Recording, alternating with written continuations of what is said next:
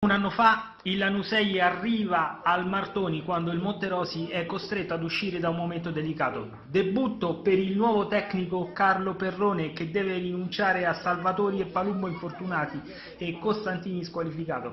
Inizio prorompente della squadra di casa, dopo 2 minuti subito De Cerchio è pericoloso ma il suo sinistro è debole e facilmente bloccato da Avicolli.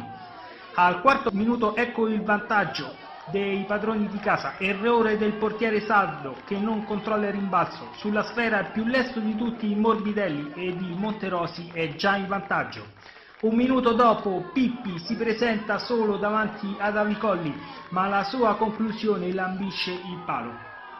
La reazione del Lanusei si consuma al 15° con un sinistro debole di Ladu sull'esterno della rete.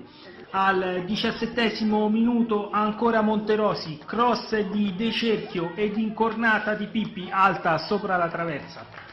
La squadra di casa sembra davvero trasformata rispetto a quella vista nelle recenti apparizioni. Al 18° Morbidelli prova l'Eurogol sull'invito di Manoni, oggi esterno nel 4-4-2 disegnato da mister Perrone.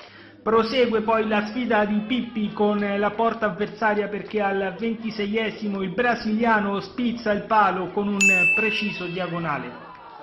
Al 32° si rivede il Lanusei, ma Franca Bandiera è attento sulla girata di Alvarez Castellano.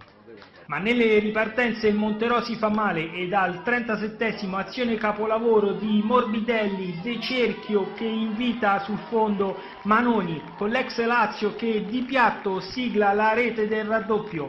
Grande primo tempo della squadra di mister Perrone che chiude la prima frazione di gioco avanti di 2 reti.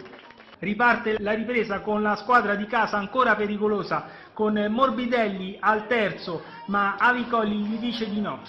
È un piacere vedere giocare i biancorossi. Al 9° contropiede di Morbidelli e De Cerchio, palla invitante per Pippi, la cui mira oggi richiede maggior precisione. Al 26° ancora il brasiliano scappa in contropiede, ma il Lanusei si salva in angolo.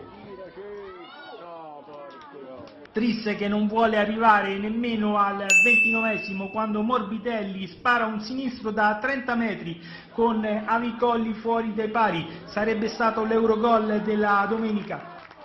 Nel recupero però eccolo il gol del bomber biancorosso, assist di De Cerchio e Renan Pippi evita un avversario ed in girata di precisione fa 3-0.